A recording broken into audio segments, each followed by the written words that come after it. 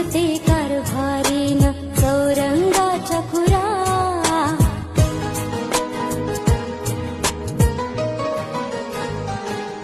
नाव गणाचं गोंदायचं आणि सुखानं नांदायचं.